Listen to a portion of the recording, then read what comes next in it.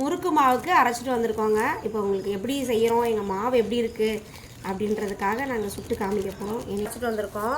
எங்கள் மாவு எப்படி இருக்குது, நாங்கள் எப்படி சுட்டு காமிக்க போகிறோம் அப்படின்றத உங்களுக்கு காமிக்கிறது தான். நான் இப்போ வந்து முறுக்கு வந்து ஒரு 1/2 கிலோ அளவுக்கு எடுத்திருக்கேன். இங்கே பாருங்க மாவோட தன்மை எவ்வளோ சூப்பராக சாஃப்டாக இருக்குது. கடையில் கூட உங்களுக்கு இருக்கிறத காட்டிலும் ஹோம்மேடாக செய்கிறதுக்கு ஒரு இது இருக்குது, டேஸ்ட்டும் அந்த தன்மையும் இருக்குது பாருங்கள். இப்போ இதில் தேவையான அளவுக்கு உப்பு போட்டுக்கிறோம். உப்பு போட மாட்டோம், நீங்கள் தான் போடணும். உப்பை தேவையான அளவுக்கு போட்டுக்கோங்க. எள்ளு சேர்த்துக்க போகிறோம். எள்ளு தேவைன்னா சேர்த்துக்கோங்க, ஆனால் சில பேருக்கு எள்ளு போட்டால் பிடிக்காது. ஓமமும் உங்களுக்கு தேவைக்கேற்ற மாதிரி கொஞ்சமாக சேர்த்துக்கோங்க.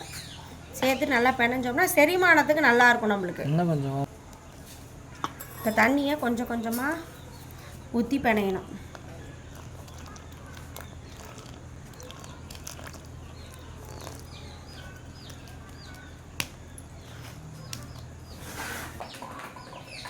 சாப்பிட்டு போதும்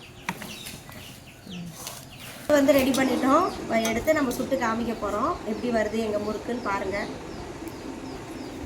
எண்ணெயை தடவிக்குவோம். எப்பயுமே உரலில் நல்லெண்ணெய் தடவிட்டு நீங்கள் மாவு உள்ள விட்டிங்கன்னா நல்லா வந்து ஈஸியாக வரும். நம்மளுக்கு வந்து ரொம்ப சாஃப்டாகவும் தொடர்ச்சியாக வரும் மாவு. ஸோ இப்போ அது மாதிரி தான் நான் செஞ்சு மாவு அடைச்சிட்டேன்.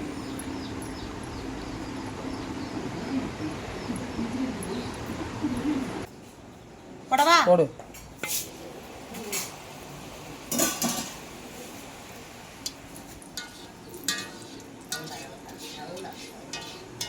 தீபாவளிக்கு ரெடி ஆகிட்டோம். வேணுன்றவங்க அதிரசமாக முறுக்குமா மாவாகவும் தரோம், வீட்டில் சுட்டுக்கலாம். இல்லைன்னா நம்மளும் ரெடி பண்ணி கொடுத்தா வாங்கிக்கோங்க. போட்டவுடனே முறுக்கு பொரியுங்க. முறுக்கில் வந்து பொரியதல் அடங்கினவுடனே வெந்துருச்சுன்னு அர்த்தம். நம்ம அப்போ அந்த டைம் எடுத்துடணும். எடுத்துட்டு பார்ப்போம். காட்டு, தூக்கி காட்டு. தெரிஞ்ச அந்த மாவு வந்து நல்ல பதத்தில் நம்ம ரெடி பண்ணியிருக்கோம். முறுக்குக்கு மாவு நல்ல மாவுன்னு அர்த்தம். சூப்பராக இருக்குது. அதிரசம் சுட்டாச்சு, முறுக்கு சுட்டாச்சு. வேணுன்றவங்க மாவுனாலும் வாங்கிக்கோங்க, அதிரசம்னாலும் வாங்கிக்கோங்க, முறுக்குனாலும் வாங்கிக்கோங்க.